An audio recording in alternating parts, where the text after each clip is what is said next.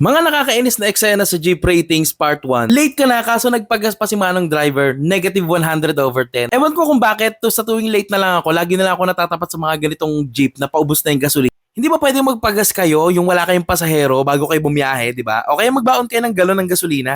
Yung naghihintay mapuno yung jeep, negative 200/10. Normal to kung sa mga terminal, maintindihan ko yan eh. Pero putya, kung lahat ng kanto hihintuan mo tas magpupuno ka ng jeep, aba manong umandar ka na kasi makakapagsakay ka naman along the way. Tsaka, nandito ako, sakay mo na ako. Saglit lang boy kasi wala pang laman. Ano akala mo sa akin? Sabaw? This is the worst. May dumura sa bintana, negative infinity/10. Ito yung pag yung driver o yung kapwa pasahero mo dumura sa labas ng bintana habang umaandar yung jeep. Tapos yung dura nila hinangin pabalik sa kabilang bintana sa tas tumalsik sa'yo, di ba? Anak ka ng upong kalahati, negative 1,000/10. Ito yung mga nabudol ka ng barker kasi sabi sa'yo kasya pa daw dalawa. Tapos ayaw naman magsiusog ng mga pasahero. So nagpapanggap ka lang na nakaupo para hindi ka mapahiya sa ibang pasahero. Grabe, sakit sa tuhod nito, mga walang ya kayo. Yung ayaw na ayaw mo mag-workout or mag-exercise kaso napasquat ka dito. Ang baho ng katabi mo, negative 1,000,000/10. This is just the worst, lalo na yung kung pormado ka, papasok ka sa work or sa school, tapos pawisan yung katabi mo, tapos kumakatas yung pawis niya dun sa bewang mo or kaya sa binti mo pagka nagkadikit kayo.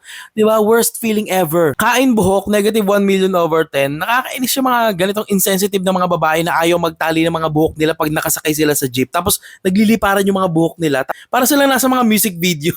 Nakatingin pa sila sa bintana na ganyan. Sa sightseeing sila sa bintana. Tapos nakain mo na lahat ng buhok nila, yung mga balakubak, yung mga split ends, nasa mukha mo lahat. Ito tali te. Ipakitali na mahigpit yung leeg mo. Yung naging instant conductor ka, negative 100/10. Yung napaupo ka sa dulo, sa likod ng driver, so wala kang choice kundi mag-abot ng mga bayad at mga suklay ng ibang pasahero. Kasi pag nag-aabot sila ng kamay nila, di ba, yung kamay nila, sinasadya nilang tumapat dun sa'yo para mapilitan kang kunin. Kasi nakakainis pa niyan, yung driver, talagang ikaw na rin yung pinag-abot ng sukli. Talagang pag ginaganon niya, talagang tinatapat sa'yo para ikaw yung mag-abot.